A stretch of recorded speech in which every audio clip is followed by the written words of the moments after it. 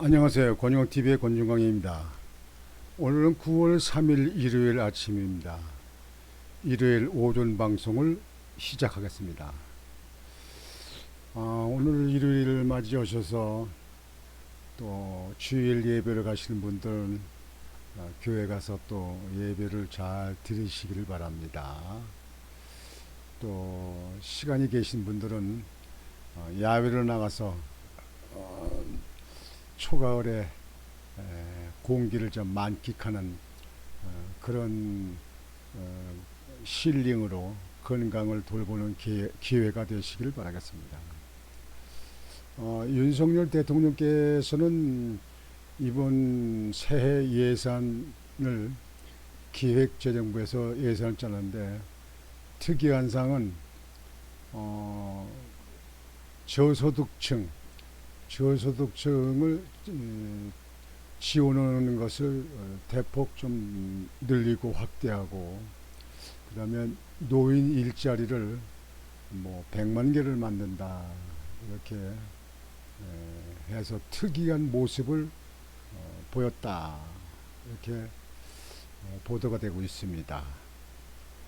오늘 여러분에게 방송을 보내드릴 것은 외신에 나와 있는 보도에 보면 한국에서는 저출산 대책으로 외국인 가사도우미를 투입할 계획이다. 저출산 대책으로 외국인 가사도우미를 투입할 거다. 그래서 외국에서도 관심 있게 지금 한국에 하는 것을 들여다보고 있다. 이런 보도가 되어 있어서 여러분들에게 말씀을 드리겠습니다. 요즘에 젊은 사람들이 직장 때문에 아기들 갖는 것을 꺼려하잖아요. 그거에 대해서 대책을 세우는 것 같습니다. 그러니까 아기들을 좀 맘 놓고 가질 수 있도록 그런 방법을 연구한다. 아주 좋은 아이디어입니다. 또 좋은 계획이라고 생각합니다.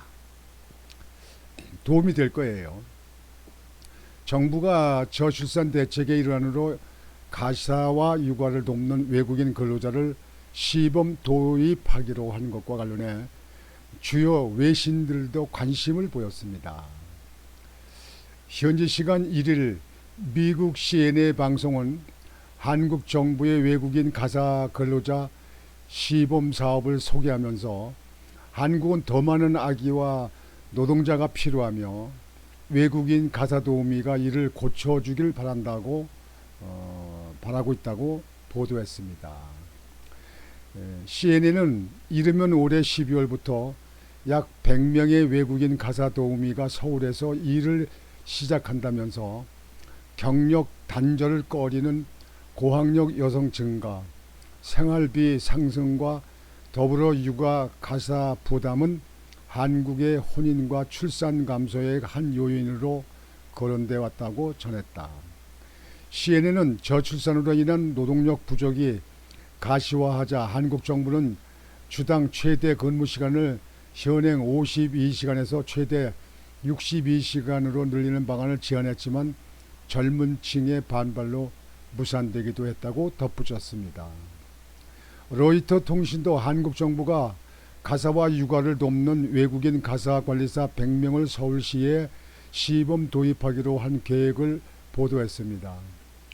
통신은 이 문제는 한국의 급격한 출산율 감소와 고령화, 이민자 수용에 대한 역사적 거부감 등이 합쳐진 데 있다면서 높은 육아 비용 때문에 한국 여성은 집에 머물며 가족을 보살피거나 자녀 갖기를 포기해야 하는 압박에 직면해 있다고 설명했습니다.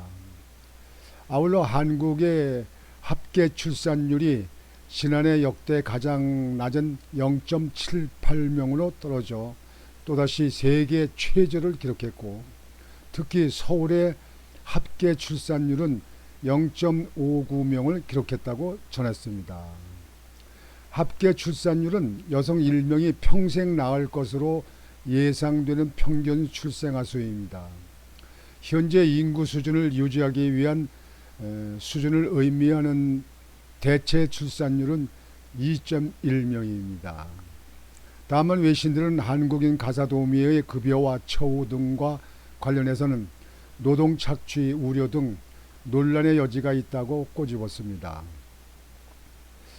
CNN은 싱가포르 등지에선 해고돼 본국으로 강제 송환될 것이란 두려움 때문에 최저임금조차 받지 못한 채 비인간적인 처우와 학대에 시달리는 입주 가사 도우미가 적지 않다고 지적했습니다.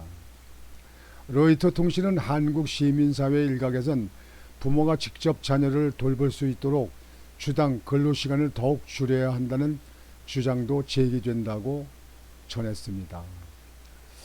우리나라에서 외국인이 가사도우미를 도입해서 하는 계획을 가지고 있는데 외국에서 먼저 아주 여기에 대해서 관심을 많이 갖고 있습니다. 그래서 외신에 많이 보도가 되고 있는데요.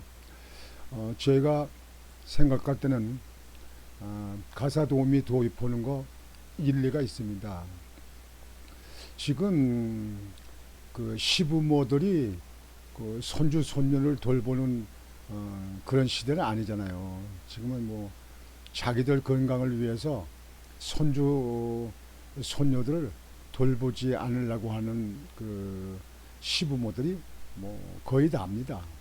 굉장히 많습니다. 옛날에 우리가 자랄 때는 시부모가 손주 손녀를 돌보는 것은 아주 관례되어 있는 의례적인 그런 형태였는데요. 지금 시대가 많이 변해가지고 이렇게 일이 됐습니다. 그래서 가사도우미를 외국에서 수입해 온다. 그래서 교육을 시켜서 그래서 일정 부분 정부가 좀 지원해주고 또 본인들에서 부담하고 이렇게 해서 아이들을 낳을 때부터 시작해서 애들 클 때까지 집안일을 다 돌봐주는 그런 가사 도우미 제가 볼 때는 필요하다고 생각합니다. 대신 임금이 적정선이 되어야 되는데 아마 외국의 인건비가 싼 나라에서는 가능하리라고 봅니다. 지금 전에 제가 사우디아라비아에 있을 때 보면요, 필리핀이라든지 그 다음에 뭐 인도네시아, 뭐 네팔, 파키스탄 이런 데서 일을 들어오는 사람들이 있습니다. 그러니까 가사 도우미 같이 여자들도 무슬림들이죠, 그 나라에서. 그래서 사우디에 들어와서 일을 하고 남자들도 일을 합니다. 그 중에는 필리핀에 제가 본 사람들은 대학을 나와서 아주 우수한 그 실력을 갖춘 사람들도 사우디에 들어와서 운전수 한다든지 뭐이 점포에서 판매하는 노동자로 일하는 사람들도 많이 봤습니다. 물론 건설 쪽에 일하는 사람들도 많지만요. 근데 우리나라는 자꾸 인구가 적어지고 임금이 고임금으로 가다 보니까 이 외국인 가사 도우미를 도입해서 수입해서 그래서 가정을 돌보고 젊은이들이 아기를 갖는 것을 두려워하지 않도록 이렇게 하는 것도 정부가 적극적으로 나서서 할 일이라 이렇게 생각합니다. 인구가 계속 주는 거는요, 이거는 앞으로 우리나라 미래를 큰 걱정거리로 만들어주는 겁니다. 지금 현재 0.78이면 한 명이 안 되잖아요. 지금 계속 줄고 있는데 그것도 세계에서 아주 앞서서 인구가 계속 줄고 있습니다. 그래서 정부는 앞으로 어린이들을 갖는 그런 가정에 대한 어떤 지원책, 혜택을 적극적으로 나서야 산다고 생각합니다. 이 나라가 영원히 유지되려면 그렇게 해야 된다고 생각을 합니다.